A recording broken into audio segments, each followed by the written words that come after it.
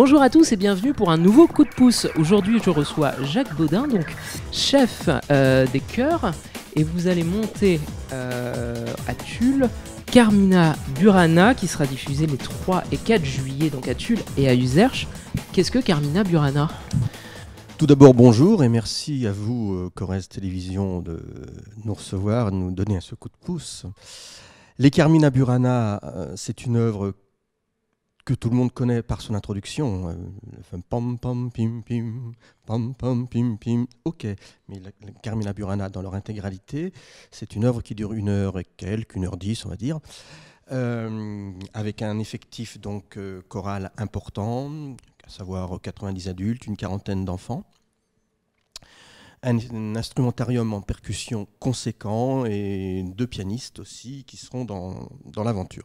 Voilà, nous travaillons en partenariat avec 2 chœurs parce que c'est une œuvre que je souhaite monter depuis plusieurs années, que j'ai montée dans une autre région déjà, que j'ai déjà produit. Oui, 90 adultes, 40 enfants, voilà. Comment on les trouve à Tulle ? Il y a plusieurs chœurs qui se joignent.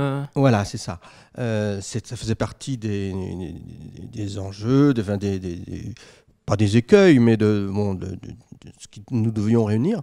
Donc nous travaillons avec 2 chœurs partenaires, à savoir Tula Voce, qui est dirigé par Christine Box, et puis Coryphée, dirigé par Jean-Marie Fichter, qui se sont joints à nous pour ce programme, qui est spécifique, en sachant que j'ai souhaité vraiment vivement qu'ils gardent leur identité tout au long de l'année, c'est-à-dire qu'ils puissent éventuellement regarder leur programme. Coryphée donnera d'autres concerts, Tula Voce a fait d'autres concerts jusqu'en décembre, voilà. Donc, qui est vraiment que l'identité propre soit préservée, tout en permettant de monter cette pièce, quand même, qui est une gageure un peu quand même, c'est vrai, de monter une pièce comme ça. Alors, justement, quelles sont les difficultés que vous avez eu à faire pour monter cette pièce ? Je ne sais pas si j'ai eu des difficultés, parce que franchement, ça se passe très bien. Mais c'est vrai que lorsqu'on a eu l'idée a germé il y a 1 an à peu près, même au cours du premier semestre 2018, de le faire vraiment cette année. La première chose à faire, c'était réunir l'ensemble, la masse chorale déjà. Donc première chose. Deuxième chose, après bien sûr, un projet d'une telle envergure, c'est aussi un financement conséquent, c'est un budget conséquent pour une petite association surtout comme nous.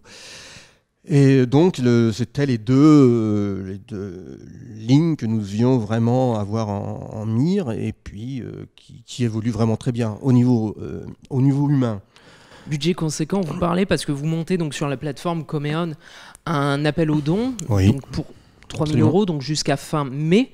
À quoi va servir cette somme ? C'est-à-dire que le budget global, je peux le dévoiler, on avait programmé initialement de le faire 3 fois. Pour l'instant, il y a 2 dates d'arrêté.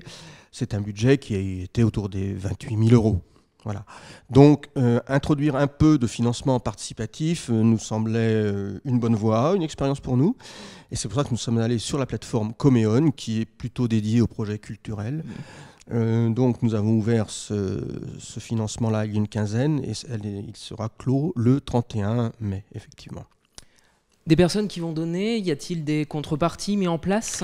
Oui, bien sûr. Alors en fonction, il faut aller vraiment sur le site Coméon et taper Coméon Carmina Burana et vous avez tout de suite, nous apparaissons rapidement.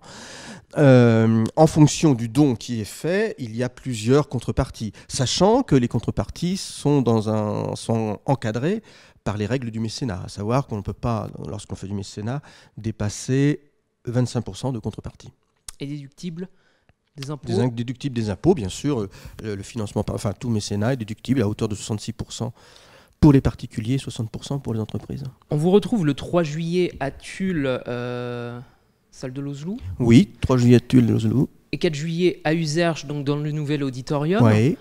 Qu'est-ce qu'on va voir ? Qu'est-ce qu'on va assister ? Qu'est-ce que le public va découvrir ? Il va découvrir cette pièce il va la découvrir en live. C'est-à-dire que la musique vivante, c'est toujours autre chose qu'un CD. Il va la découvrir avec un effectif régional.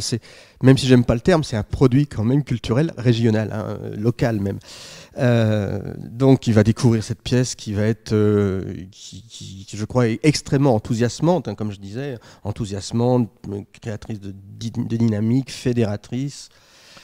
Ouverte aux néophytes ? Complètement. complètement ouverte aux néophytes. Et c'est même parfois ce qui lui est reproché, parce qu'elle est d'ailleurs malheureusement été utilisée à d'autres escients à une époque. C'est une œuvre extrêmement abordable. Mais une œuvre que, si tout le monde connaît le départ, c'est vrai c'est une œuvre qui est en 25 mouvements, une œuvre qui est en 3 tableaux. Le premier tableau qui est autour de la fortune et de l'argent. Le deuxième tableau qui est autour de la taverne. Et le troisième tableau qui est autour de l'amour, on va dire, du printemps. Donc je vous donne rendez-vous les 3 juillet et 4 juillet, Tulle et Uzerche. Bon courage pour la suite. Je rappelle donc sur Coméon pour faire un don. Oui. Donc Carmina Burana sur Coméon. Voilà, et puis vous pouvez nous retrouver aussi sur notre page Facebook aussi. Les réservations ne sont pas entièrement ouvertes pour l'instant. Les choristes ont bien sûr une forme de souscription auprès des choristes aussi, de prévente qui se fait par les choristes. Et bon, les lieux de point de vente, l'Office du tourisme de Tulle bien sûr sera aussi concerné par ce projet.